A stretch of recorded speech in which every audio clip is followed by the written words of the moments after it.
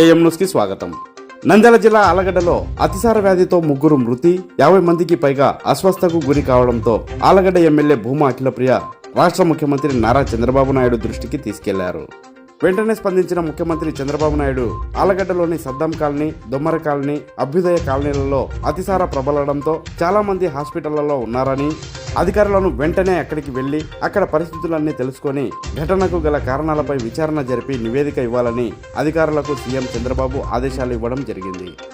దాంతో శుక్రవారం రాత్రి 11 గంటల తర్వాత నంద్యాల జిల్లా కలెక్టర్ రాజకుమారి గనియా సంబంధిత అధికారులతో కలిసి అతిసార వ్యాధిగ్రస్తులను పరామర్శించారు. మొదటగా ఆలగడ్డలోని అర్బన్ హెల్త్ సెంటర్లో చికిత్స పొందుతున్న 16 మంది అతిసార వ్యాధిగ్రస్తులను జిల్లా కలెక్టర్ ఒక్కొక్కరి వద్దకు వెళ్లి పరామర్శించారు. అనంతరం అక్కడి నుండి సామాజిక ఆరోగ్య కేంద్రానికి వెళ్లి అక్కడ చికిత్స పొందుతున్న 6 అతిసార వ్యాధిగ్రస్తులను కూడా అర్ధరాత్రి సమయంలో నంద్యాల జిల్లా కలెక్టర్ రాజకుమారి పరామర్శించారు. అతిసార వ్యాధి నయమయ్యేంత వరకు ఆసుపత్రులలోనే చికిత్స పొందాలని జిల్లా కలెక్టర్ రాజకుమారి అతిసార వ్యాధిగ్రస్తులకు సూచించారు. అనంతరం జిల్లా కలెక్టర్ రాజకుమారి మీడియాతో మాట్లాడుతూ అతిసార చికిత్స పొందుతున్న ప్రతి ఒక్కరికి మెరుగైన వైద్యం అందించి ప్రతి ఒక్కరిని సురక్షితంగా ఉంచుతామని తెలిపారు. అతిసార ప్రబలిన ప్రాంతాలను పరిశీలించి నివారణ చర్యలు చేపట్టాలని అధికారులకు ఆదేశించామని కలెక్టర్ తెలిపారు. అంతేకాకుండా నంద్యాలలో చికిత్స పొందుతున్న వారిని సైతం అనుక్షణం డాక్టర్ల ద్వారా వారి సమాచారం తెలుసుకుంటున్నామని, అందరికీ సురక్షితమైన వైద్యం అందించాలని డాక్టర్లకు సూచించామని తెలిపారు. అతిసార కేసులు పెరగకుండా అన్ని రకాల చర్యలు తీసుకుంటున్నామని, ప్రజలు ఎవరూ ఆందోళన చెందవద్దని, జ్వరము, వాంతులు, విరేచనాలతో ఇబ్బందులు పడుతుంటే ఖచ్చితంగా ఆసుపత్రికి వెళ్లి డాక్టర్ల సమక్షంలో చికిత్స పొందాలని నంద్యాల జిల్లా కలెక్టర్ రాజకుమారి మీడియా ముఖంగా ప్రజలకు తెలియజేశారు.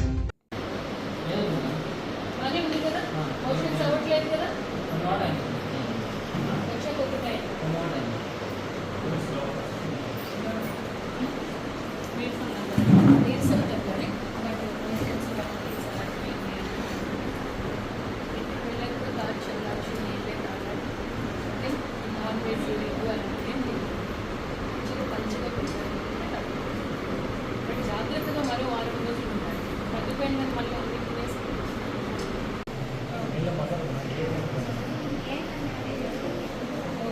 మీరు ఏ ఏరియా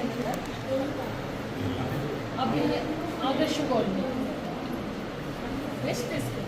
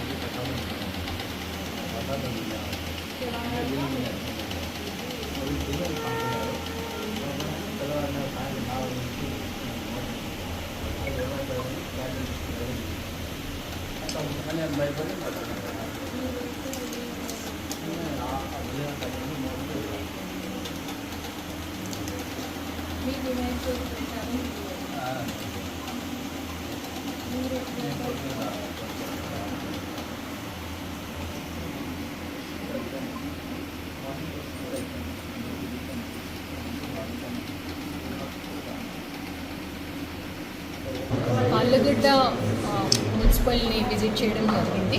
ఇక్కడ మనకి అర్బన్ హెల్త్ సెంటర్ ఉంది. ఇక్కడ 9 మంది ట్రీట్మెంట్ తీసుకుంటూ ఉన్నారు.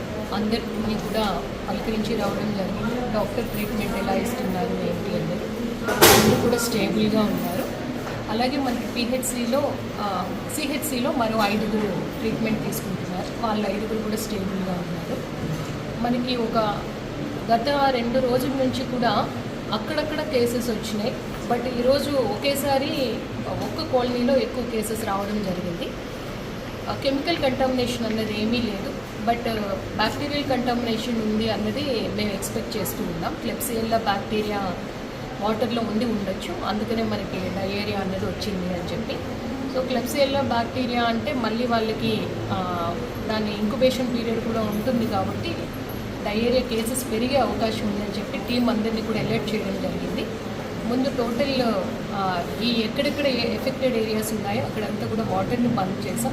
క్లోరినేటెడ్ డ్రింకింగ్ వాటర్ని మాత్రమే ట్యాంకర్స్ ద్వారా సప్లై చేయమని చెప్పాము.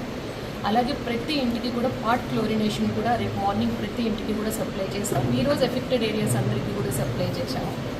నెక్స్ట్ కాచి చల్లార్చిన నీళ్ళు ఖచ్చితంగా ప్రతి ఒక్కరూ తీసుకోవాల్సి ఉంటుంది.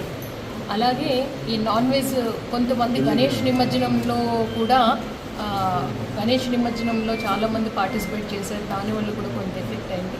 సో నాన్ వెజ్ అలాంటి పదార్థాలు ఎగ్ అలాంటివి తీసుకోకుండా మజ్జిగన్నం అలాంటివి తీసుకోమని అందరికీ చెప్పాలి.